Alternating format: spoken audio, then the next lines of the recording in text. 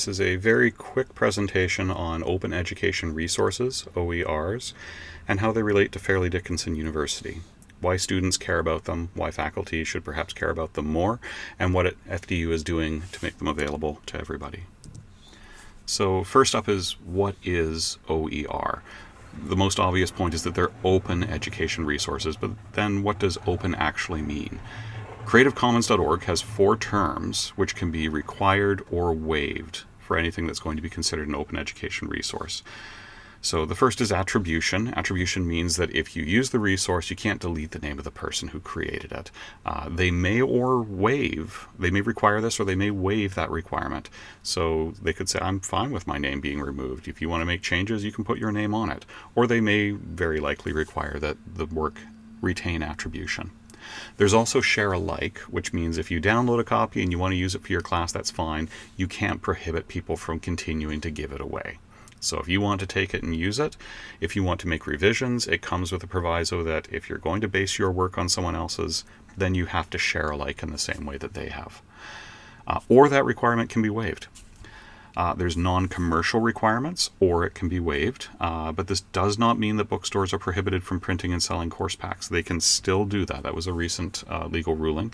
So non-commercial simply means I can't take your work that you've given away and then turn it into a commercial product that I'm going to sell for my own profit. The last one, which can be required or waived, is derivatives, meaning that you can make your own revisions and change it to suit your own needs, update and alter it as you wish. Each of those can be required or waived under the Creative Commons licensing paradigm. What is OER, and what do people usually say when they're worried about it, when they're concerned that OER might have problems? The one I hear most often is, not everyone has a tablet. Well, that's fine. You can print it. If you can afford to be in school and you're worrying about buying textbooks, printing the textbook is going to be a lot less expensive than purchasing it through the bookstore. So open education resources help whether you have a tablet or not.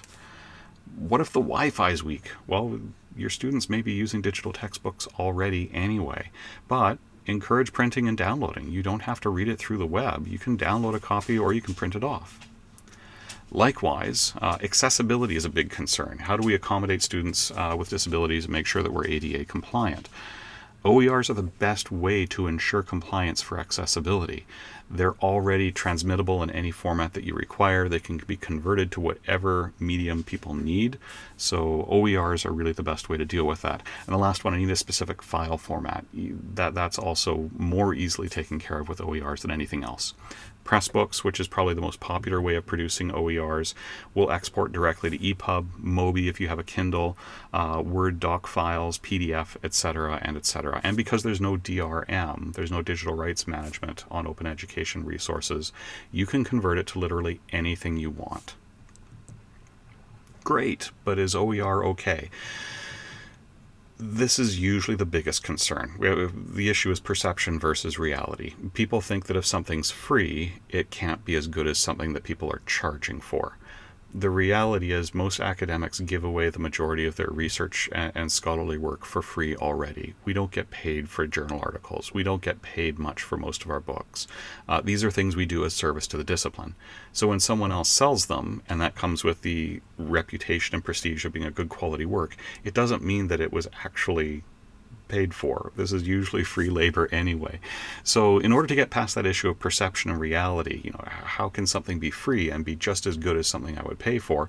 We've had many studies looking at the efficacy of OERs in the classroom. Ozdemir and Hendricks, I think, had one of the most resounding results. The vast majority of instructors and students report positive experiences, supporting the claim that adopting OERs can save money while still providing high quality. The gist of their study was that when you poll people at the end of their courses to find out, did you like the textbook? Was this a good way to learn?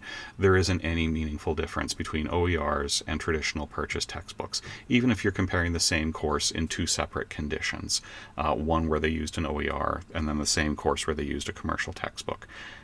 It looks as though there's no meaningful distinction between the two. Fisher and company, I think, had the more significant results, and this is just one of many studies. It's just a convenient recent one. In terms of completion, do students finish the courses they sign up for? The pattern across 15 courses, and these are large enrollment courses in California, so it's not a small cohort, this is a large group of people.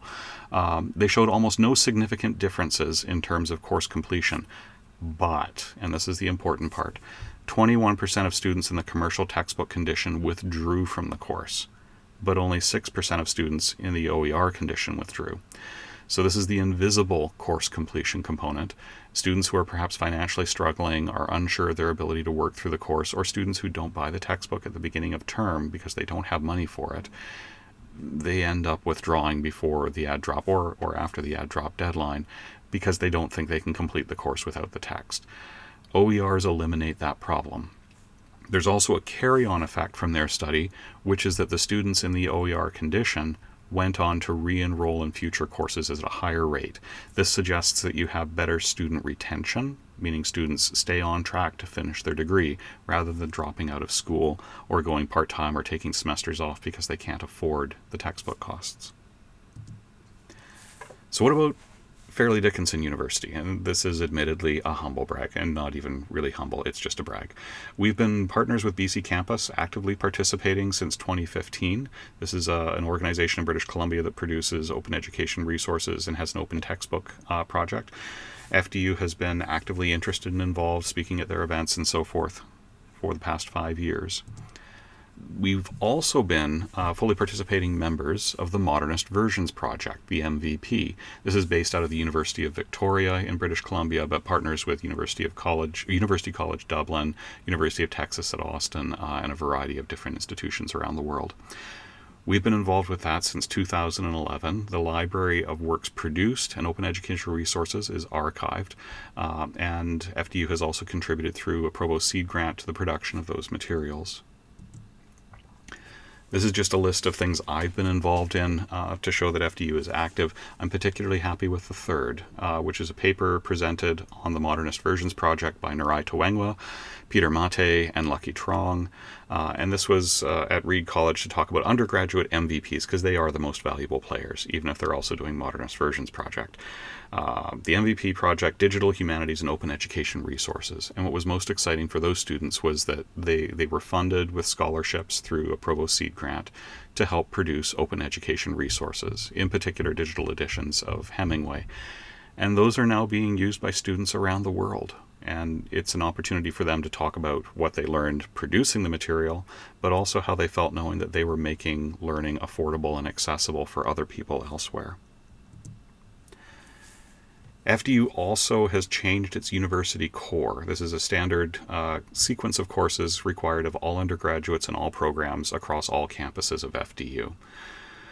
We now use open education resources and library subscriptions for all of them.